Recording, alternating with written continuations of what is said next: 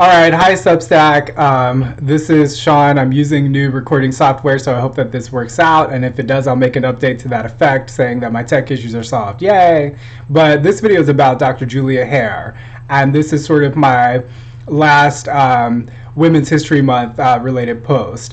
And it's one that I sort of carried over from Black History Month because I didn't get to do enough on it, but I realized that one of her most iconic speeches was actually a Women's History Month speech. And it's the second one that I linked in the Substack article. And so stolen property is what it's called. And so I encourage you to watch all of these videos actually that I've linked concerning Dr. Julia Hare because she was phenomenal. People who've known me for a long time and have known my activism for a long time will kind of see why I identify with her so much. We share some traits in common. We both have a sort of like a flair of personality. We both have a healthy dash of sass. We both have a passion for the people. We're both people of the people, you know, meaning of what Langston Hughes called the lowdown folks in his essay, The Negro Artist and the Racial Mountain, in which he criticized Black bourgeois values of separating themselves from the poor and the most oppressed amongst the Black community, whereas he was quite the opposite. He drew inspiration from that very population, and he wanted to see more Black artists of his generation doing as he did. And Julia Hare was very much that. And in my way, I'm very much that too, although my people are a multiracial people as opposed to a monoracial people. And I'm not saying that with any judgment in any direction. I think that there's room for all types of movements as long as they are peaceable and they're meaning to secure freedom and they're meaning to really get to the heart of the matter and addressing the social forces that need to be addressed, because we have to get real about where the real oppressors are and stop pretending that it's other poor people and other oppressed people that are causing our problems when it's very clearly not the case that is so. So Dr. Julia Hare was a spitfire. She reminds me of, throughout her life, she remained as I kind of was in a younger iteration of my activism, you know, just uncompromising in message and uncompromising in tone and timbre, and willing to show the emotion of it all. And I think if you're only going to watch one video of the ones that I linked, watch the first one, the one where she was at the C-SPAN event, the State of the Black Union event that was organized by Tavis Smiley, that was aired on C-SPAN, because it really sort of just encapsulates her essence and what she brought to the table in terms of that uncompromising, unflinching message that was also very entertaining. And you can see the uproarious applause and accolade that she got from the audience, you know, and you can juxtapose that against people like Angela Glover Blackwell, who just kept side-eyeing her and kept scowling at her, you know. And then in real time perceiving that, she then just goes and calls out Angela Glover. And she goes and starts talking about the leading Blacks, the people that are, you know, what we might think of as these days the Al Sharptons. And I could continue, but I would rather not veer into a territory that would upset people who are not ready to learn that some of their favorite people are actually compromised. So I won't go too far into that direction now. But there's a whole lot of that happening, not just in the Black community, but in all communities, you know, because the COINTELPRO type operations continue, and so do the psychological operations and the psychological warfare against all of these oppressed groups, you know, that target them and then pit them against each other. You know, that's kind of like the summary of it, and that's what we're dealing with here in the 21st century. So I will say that on a personal note, I hold on to her very dearly for inspiration, because being the person that I am today as the founder of Save the Vax movement, I've had to compromise more than I'm comfortable doing, because we're engaging in a meta-narrative strategy. And I will make more content related to the meta-narrative strategy that I will share with both Global Patriot Mission Coaching and Substack in the very near future. In fact, I may even record it today because the inspiration for that video is bubbling up within me. So I think I need to sort of ride that wave and just go ahead and do it.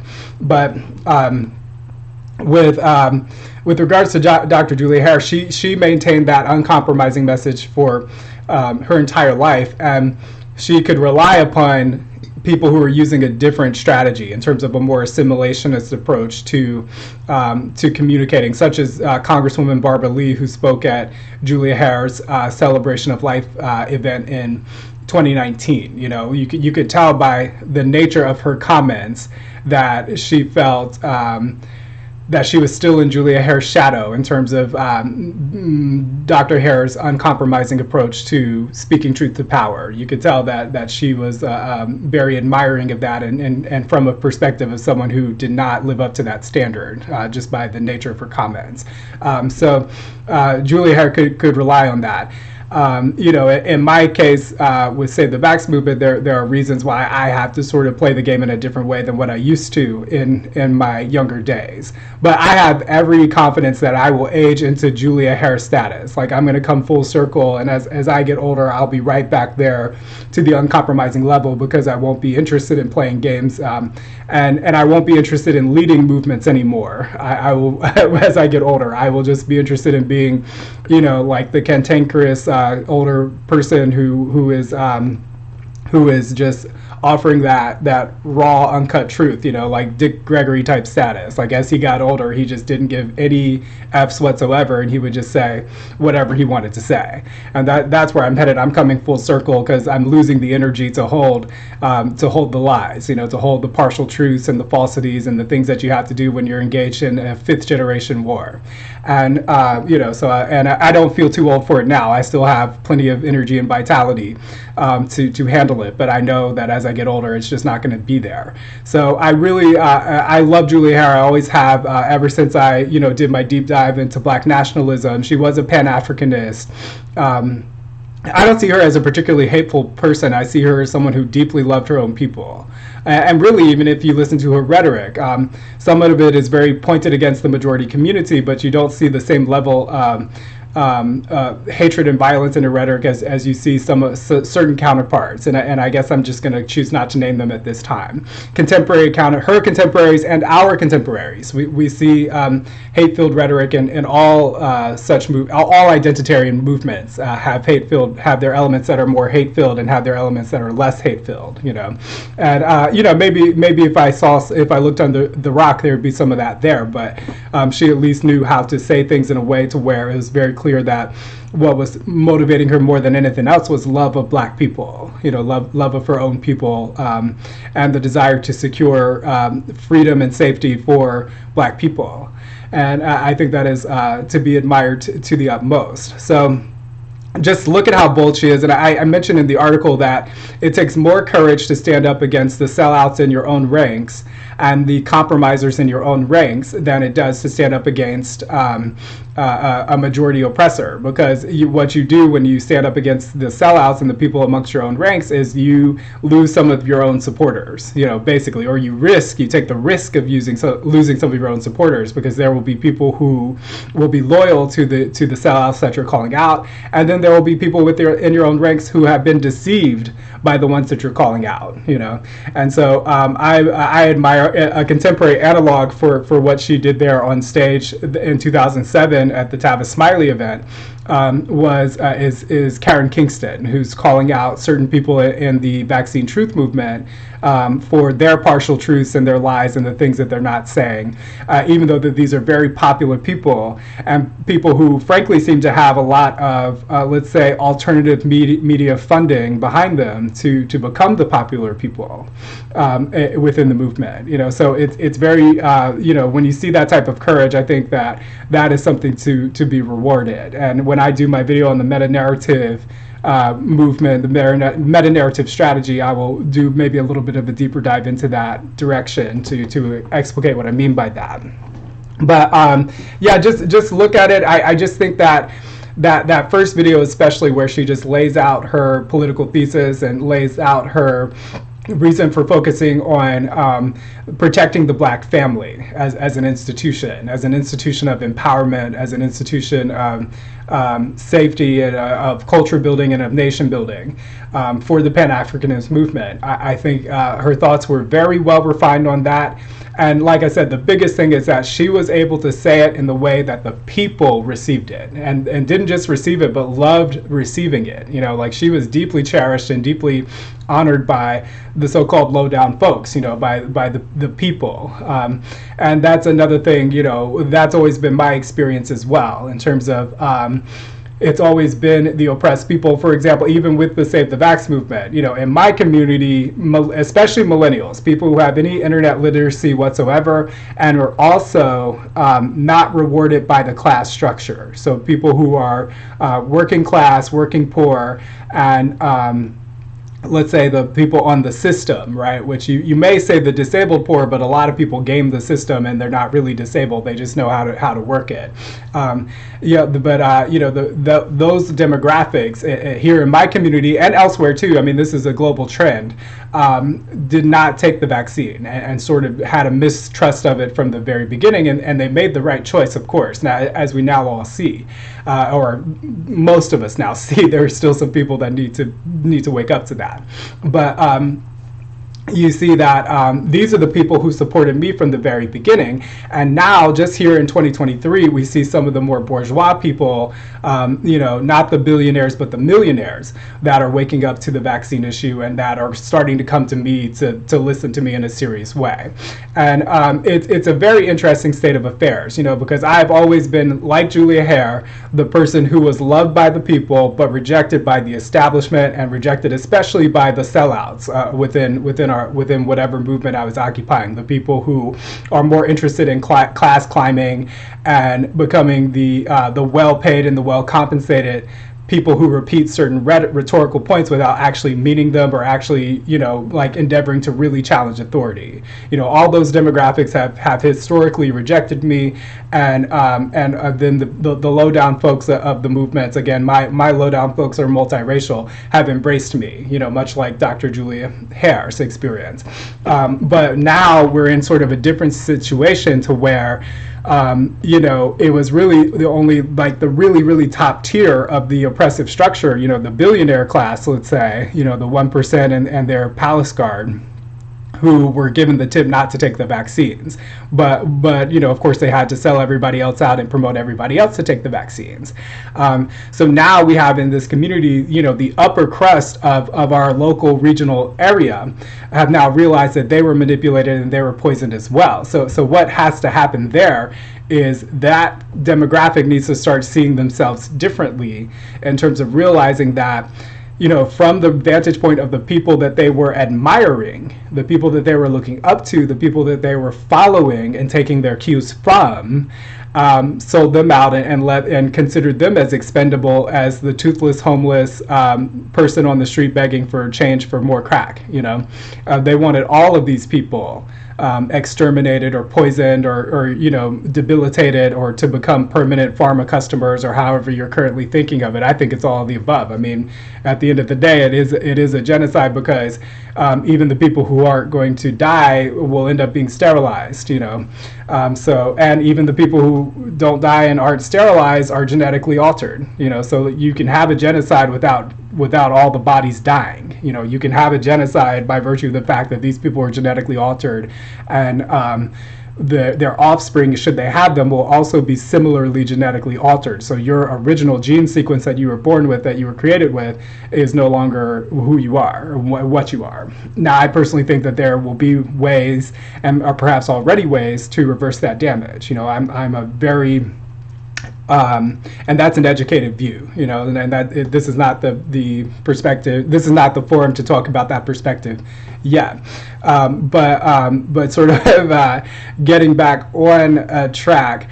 You know, now we are in a situation where, you know, this class demographic needs to see that from that vantage point, from the vantage point of the people at the top of the system that rewarded you and helped you to generate your wealth and helped you to generate your class standing and helped you to generate the delusion that you are more valuable than any of your other fellow man who were not able to accumulate the wealth that you were accumulating, and who were not able or chose not to conform to the privilege structure that you plugged into. The people you were admiring see you as equally expendable to all of them. So there comes a time where these folks have to see their neighbors differently, where these folks have to see the poor and oppressed people, the low down folks, differently. And especially in this day and age when the low down folks got it right and the class climbers got it wrong. Okay, so it's not just that that your delusions of superiority were toxic to you. It's that there is an element to where you have to acknowledge that you need to listen. You have stuff to learn from these people whom you saw as, let's say, useless or not as useful or not as important or not as educated or not as competent as yourselves. These low down folks, when it comes to this issue of recognizing when their government goes dark and becomes fully genocidal, beat you. These people were more right compared to you. So there has to be this humbling moment where we all come together across not just race and gender lines, but class lines as well, and of course ideological lines as well. And we have this kumbaya, we have this moment of saying, okay, this is what this structure was. So as I'm doing this work, and now that these rich people are coming to me because they want to know how to survive the vaccine, I'm always going to be reminding them of, okay, but as we change our society to make ourselves more self-sufficient so that we are not vulnerable to these types of attacks in the future, we're going to do it in a way that empowers poor people as well. We're going to do it in a way that produces equity. And my personal take on that is not through some sort of centralized government-facilitated redistribution strategy, but through a cooperative economic strategy of investing in the people that we have here. Because in my region, what they've all been doing is everybody's so mentally colonized that they only bring in these specialists. They only want to bring in wealth producers. It never occurs to them that you have wealth producers right here who haven't been able to break through because of the class structure that you have been actively working to uphold. And so what we have to do now is say, okay, we're going to invest in our local people to produce what we need in terms of the implements that are going to be useful to surviving the great poisoning, through the vaccines and through the other vectors of poisoning that we're all dealing with now. And then while we're making new things, we're going to make them in a way that empowers the worker, that empowers the people who are doing the labor. Meaning, we're not going to make private businesses that extract wealth from wage slaves. We're going to make worker-owned cooperative businesses, and those businesses can generate the money to pay back the capital investment. That's fine, but we're going to allow them to have dignity and autonomy and economic justice while we are reforming our society, So I personally have already started to see this class differently, meaning that I have more sympathy for them than I used to have, because it's clear to me now who was not in on the take in the greatest sense. Even people who had greatly benefited from the oppressive structure, from the oppressive economic structure, were not true insiders by virtue of the fact that they too are now poisoned. So there you have it. So I'm developing more sympathy for those ranks and seeing more of a reflection of myself in them, and seeing that, yes, we all have to kind of come to the table and release our judgments, release our preconceived notions, and work together to get through this. And that's just, I hope that, my work, I feel, resonates in some way with that of Dr. Hare's. And I think it's pretty clear to see, if you know me and if you know her, why I value her so much. Now, all that said, I really believe, I hope I don't get overly emotional here, I really believe that we are at severe risk of losing her work and her legacy and her memory to history.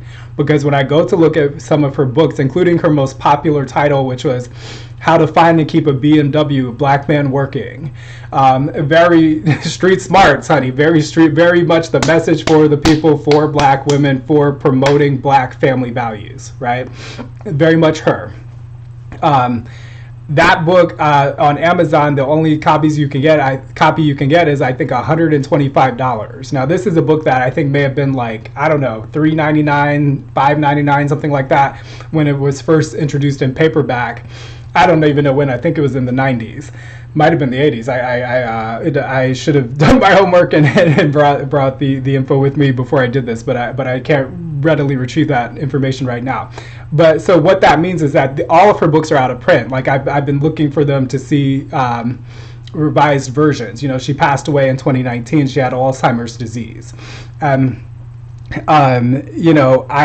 there were people who spoke at her celebration of life saying that they were going to do, name something within a university structure after Dr. Julia Hare, that kind of thing. But I really would like to see the Pan-Africanist movement do some great work to ensure her legacy and ensure that her work and her memory makes it into the future. And I'm very concerned that that's not happening, that does not appear to be happening. If there's something going on behind the scenes that I'm not aware of, please educate me. But I think all of her works and Dr. Nathan Hare's works, her husband, who is still alive, but he himself also has Alzheimer's, their works need to be preserved. And the reason why I think that she's at a special risk of being lost to history is because she didn't just rub certain white supremacist institutions the wrong way. She also rubbed a lot of black sellouts the wrong way.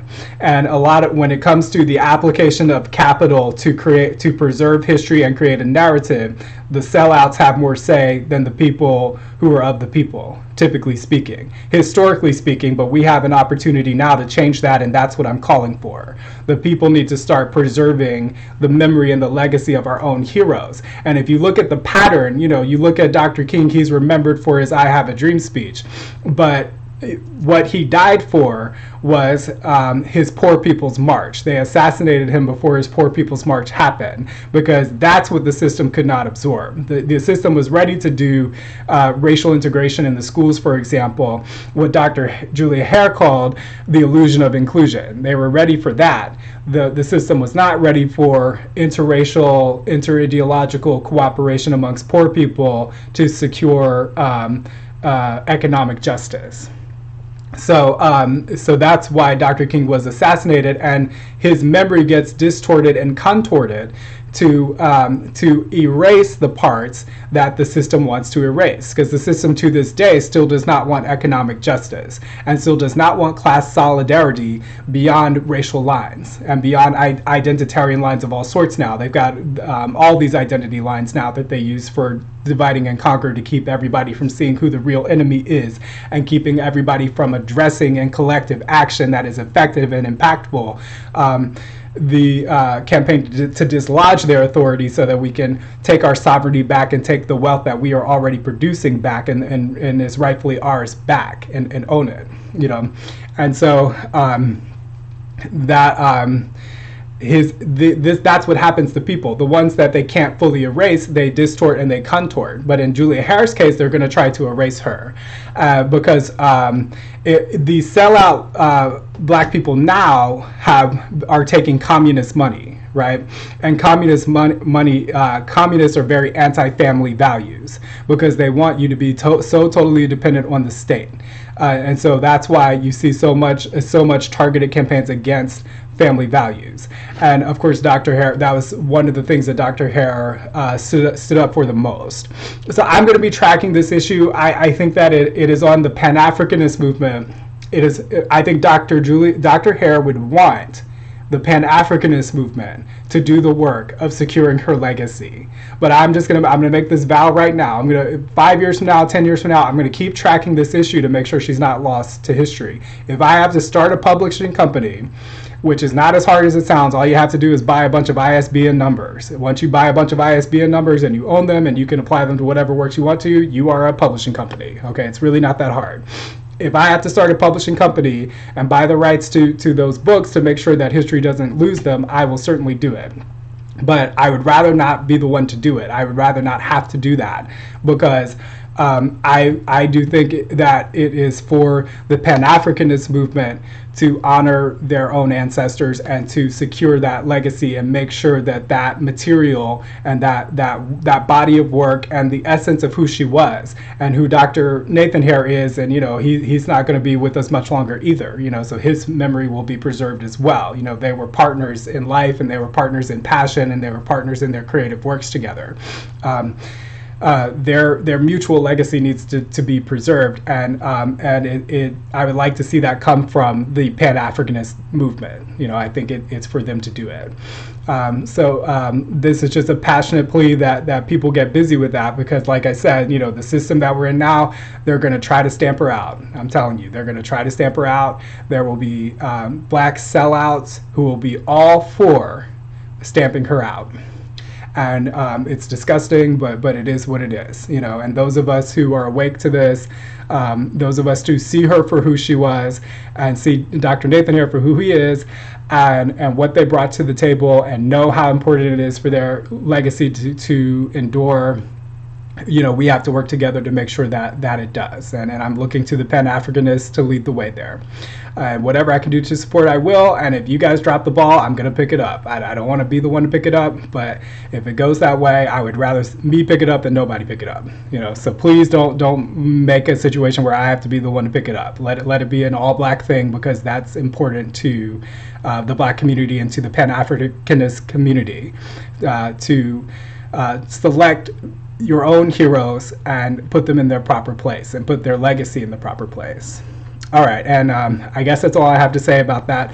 Thank you. If you like this, share it with people. Get more people to subscribe to the Substack. I'm doing awesome work on the Substack, and will continue to do so. And it's just going to get even more awesome as I go on. Much love to you all. Happy Women's History Month. Tell women what they mean to you. Celebrate women and the role that they have played in all of our lives and in our society. And I guess that's all I had to say. Bye.